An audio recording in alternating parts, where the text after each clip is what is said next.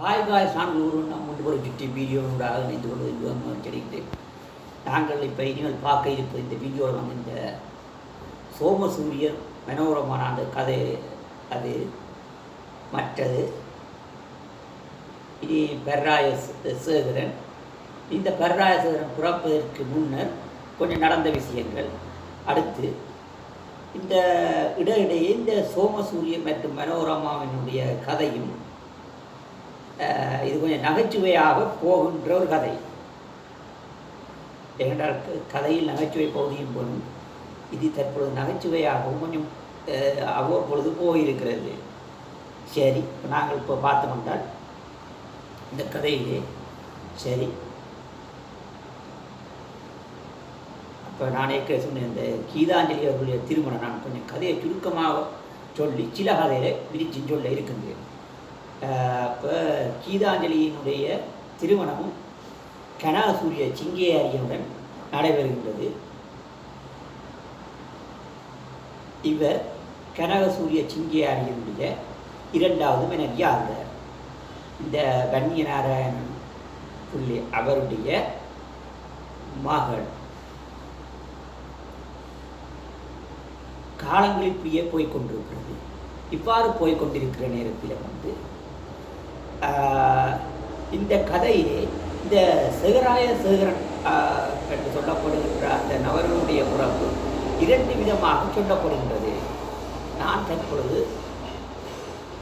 ஏனென்றால் அந்த சேகராய சேகரன் என்பவர் இந்த படையிலே போகின்ற பொழுது ஒன்றாக இருந்து இந்த பெர்ராய சேகரனும் சேகராய சேகரனும் இரு கதிரையிலிருந்து ஒற்றுமையாக ஆட்சி புரிந்தாலும்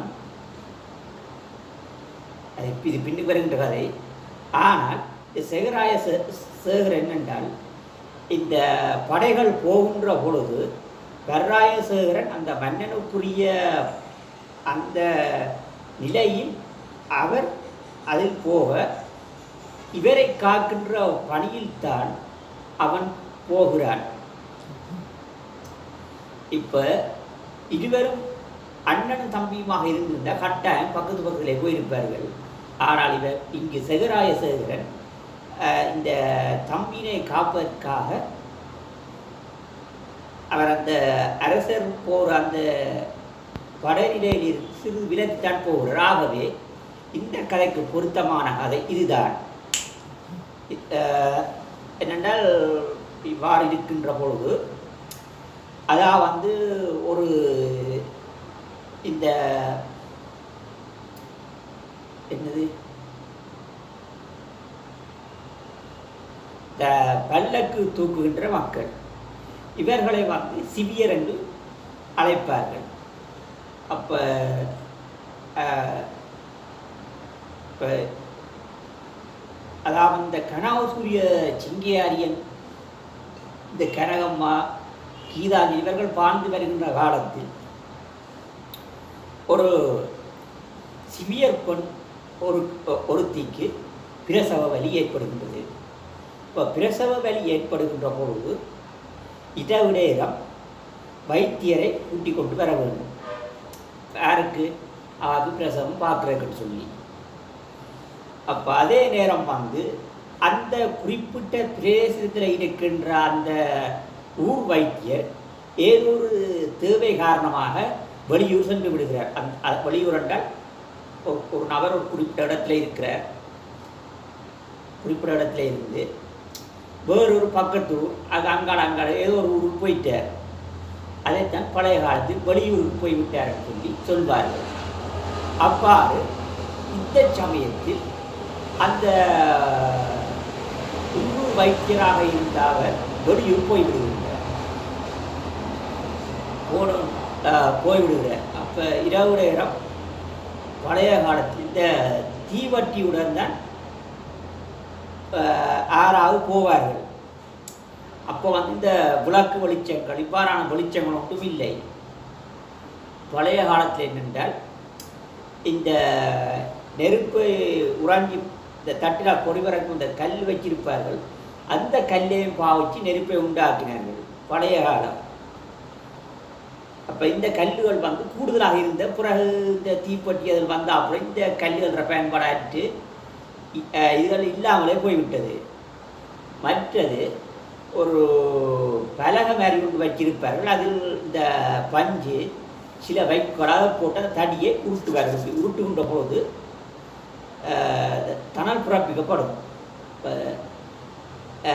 இது கொஞ்சம் காற்று அடிக்கின்ற பொழுது பற்றும். இவ்வாறு பற்றுகின்ற நெருப்பைத்தான் அவர்கள் தமது சமையல் வேலைக்காக எடுப்பார்கள். அப்போ அந்த காலத்தில் வந்து நெருப்பு பற்ற வைக்கிற ஒரு பெரிய விஷயமாக இருந்தது. அப்போ பழைய காலத்துக்கு வந்து என்னென்றால் எங்கேயோ இடத்துல போயிட்டு ஒரு தீப்பந்தத்துடன் போகிறது. அதான் இந்த பழைய கால டோர்ச் லைட். அப்போ இவரும் போய்கொண்டிருக்கிற தன்னுடைய மனைவிக்கு பிரசவ வழியில் துளைச்சி கொண்டிருக்கிற தன்னுடைய மனைவியை காப்பாற்றுவதற்காக போய்கொண்டிருக்கிறார். அப்போ இரவு நேரம் இப்போ நீங்கள் சும்மா வச்சுக்கொள்ளுங்கள். இப்போ உங்களோட டைமுக்கு 8 மணியா 9 மணி அந்த ரேஞ்சில் வச்சுக்கொள்ளுங்கள். அப்போ இவரும் என்ன செய்கிறாருன்னா போய்கொண்டிருக்கிறார். அப்போ கேட்டுக்கொண்டிருக்கிறார். இப்படி இப்போ எங்கள்கிட்ட வைத்தியர் இருக்கிறாண்டா. அப்போ அது இப்போ அவர் வேறு ஒரு ஊருக்கு போயிட்டு திருப்பி வேறு நான் சொல்லி சரி. அப்போ இருப்பவரோ அரண்மனை சார்ந்த வைத்தியர். அவர் வந்து கூடுதலாக இந்த அரசர் சார் குடும்பம், இந்த மந்திரி தளபதி, கொஞ்சம் இந்த பெரிய பதவியில் இருக்கின்ற மக்களைத்தான் கூடுதலாக அந்த வைத்தியர் பார்த்து கொள்கிறார். இப்போ வைத்தியர் என்றால் இப்போ என்ன சொல்கிறது, எல்லாரும் வந்து இப்போ எல்லா டாக்டர்ஸும் வந்து எல்லாரையும் பார்ப்பினோம்.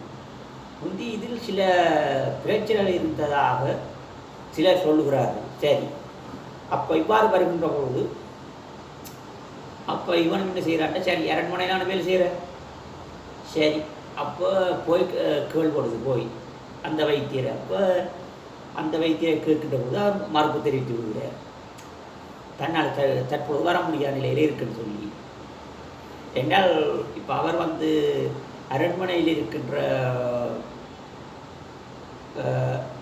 அல்லது இந்த பெரிய பெரிய பதவிகளில் இருக்கின்ற வைத்தியம் பார்க்கின்றவர்கள் அவர்களுக்கு கவலையாக இருந்தாலும் ஆனால் சில நிபந்தனைலாம் இருந்திருக்கிறார். சரி,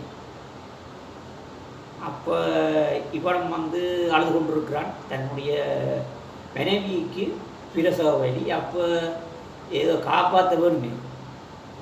சரி, அப்போ அவரும் ஒரு நல்ல வைத்தியர் போடும். சரி, அப்போ அவர் சொல்லி வேண்டார், நீ அரசரிடம் போய் கேட்டு வா. அரசர் ஓமன் சொல்லி ஏதாண்ட சொன்னான், தான் வருகிறேன். அப்போ அரசர் இருக்கிற இடம் ஒரு இடம், இவன் இருக்கிற இடம் இன்னொரு இடம்.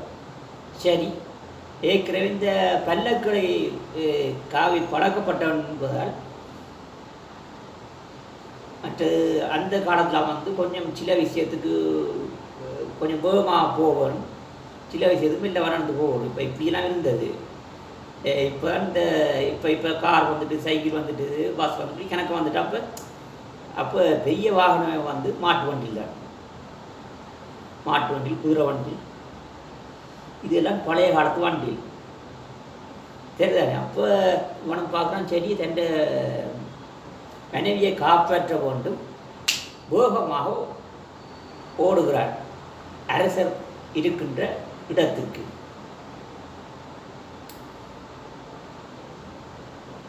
சரி, இப்போ மன்னரும் வந்து இந்த இரவு நேரத்தில் எல்லாரும் நித்திரோட நேரம். சரி, அவனுடைய நோக்கம் தன்னுடைய மனைவியை காப்பனும், வேகமாக ஓடுகின்றான். அப்போ வேகமாக ஓடி அரசரை நேரவே கூப்பிடுகிறார். பாரடாப்பா அப்படி அரசரை வந்து நேரடியாக கூப்பிடுகிறது. இப்போ சில மன்னர்கள் பழைய காலத்தில் பேசி விடுவார்கள். நான் ஏற்கனவே கனவு சூரிய சிங்கையாடி இருந்த நட்பண்போலில் உண்டு. அவன் வந்து கூடுதலாக வந்து அவருக்கு புள்ளியல் இல்லாதபடியால் அவரே தன்னுடைய அரண்மனை இருக்கிற அந்த சூழல்லையே புள்ளியல் நீங்களும் அப்படி விளையாடணும்னு சொல்லி அவனும் பார்க்க விருப்பம். சின்ன பிள்ளைகள் 2 விளையாடுதல், அந்த என்னென்னு சொல்கிறது, இப்போ ஒரு ஒரு நபர் குழந்தை இல்லை, சரி இப்படி பிள்ளைகளை காணுகின்ற பொழுது அதில் கிடைக்கின்ற ஒரு சந்தோஷம், சரி இப்படி இருந்துள்ளாருன்னு சொல்லி இவர் இந்த கனவு சூரிய சிங்கியாரியினுடைய காலத்தில் தான் இந்த சிங்களவர்கள் தமிழர்கள் ஒற்றுமையாக வாழ்ந்தார்கள் என்று சொல்லி வரலாறு குறிப்புகள் சொல்கின்றது. அப்போ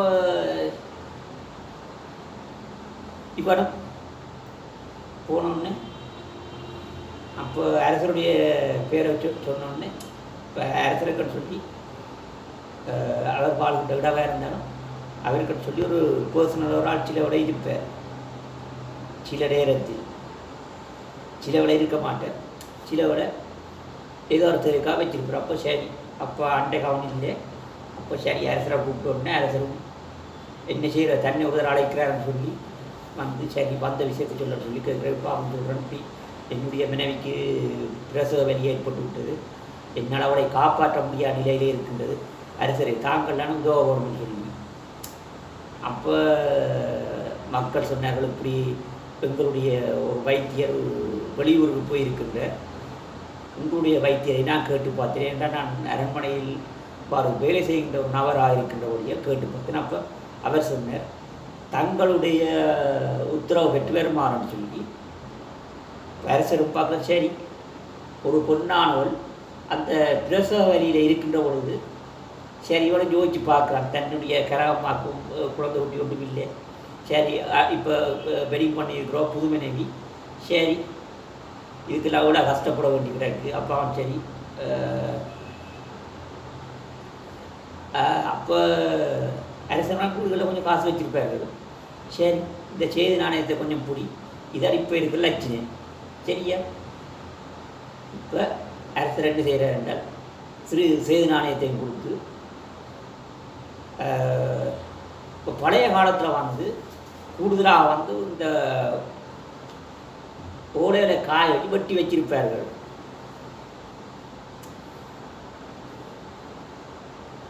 அப்போ அவர் என்ன செய்கிறார், மன்னர் என்ன செய்கிறார் என்றால் ஒரு ஓடை எடுத்து இப்படி வைத்தியம் பார்க்கும்படி சொல்லப்பட்டிருக்கன்னு சொல்லி அரசர் தன்னுடைய கையெழுத்தையும் வச்சு இவரை கொடுத்து அனுப்பி விடுகிறார்.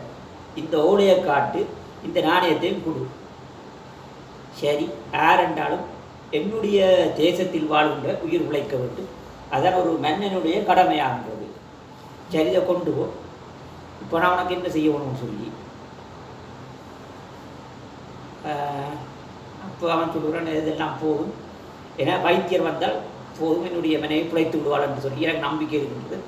அப்போ சரி இருக்கின்ற கடவுளையும் வடிவ ஜோதிச்சு கும்பிட்டு போட்டு இப்படியே போய் அந்த அரண்மனை வைத்தியர்னு சொல்லு, நான் ஓட வந்தேன், இதுக்கு புற அவர் உன்னுடைய வீட்டில் வந்து உன்னுடைய மனைவிக்கு பிரசவம் பார்க்கவில்லை என்றால் அவர் இன்று முற்றாக வேலை நீக்கம் செய்யப்படுவார் என்ற விஷயம் மனதில் வைக்கிறது. அவர் அப்படி செய்யவில்லைன்னா இங்கே சொல்லு, அவர் அன்பியோடு அவருக்கு நான் ஒரு பெஞ்சனை நிரந்தரமாக கொடுத்துடுவோம், சரி. மன்னன் சொல்கிற வந்து பழைய காலத்தில் பெரும் சட்டமாக இருந்தது, எவ்வளோ இருந்தாலும் கேட்டுத்தானே ஆகும். அப்போ சரி அரசரை கொஞ்சம் காசு தந்துருக்குற, சரி இதை கொடுத்தாலும் புரிய கண்டிப்பாக வருவேன், இந்த ஓடையும் கிடக்கு, சரி பெண்ணு செய்கிறான்டால் இவன் கிடுகிடாண்டு ஓடுறான் யார்கிட்ட, இப்போ அரண்மனை வைத்தியர் அந்த இருக்கின்ற அந்த வீட்டை போனோன்னு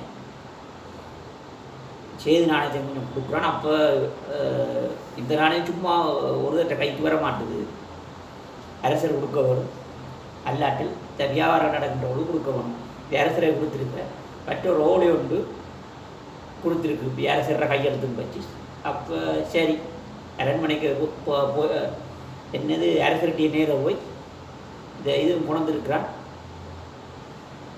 புறப்படுவோம்னு சொல்லி இருக்கிற பாக்ஸ் எல்லாம் எடுத்து அதுக்கு தேவையான மருந்துகள் அது இதெல்லாம் கிட்ட என்னென்ன பழைய காலத்தில் இருக்கணும் அதெல்லாம் எடுத்து கொண்டு அந்த பொண்ணுக்கு பிரசவம் கார் வருது, யார் கூட்டி கொண்டு போய் பார்த்து அவள் ஒரு ஆண் குழந்தையை பெற்றெடுக்கின்றார். அப்போ இவனும் இப்படி வந்த இவருக்கு ஒரு சந்தோஷம், தனக்கு ஒரு குழந்தை கொண்டு விட்டார் யாருக்கு, அந்த சிவியருக்கு. அப்போ இவ்வாறு அந்த குழந்தையும் வளர்த்து வருகின்றது.